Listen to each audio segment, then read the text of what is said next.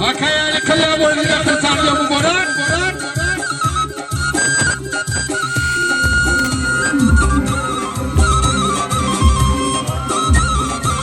وشاكرا كسرنا من الفرشة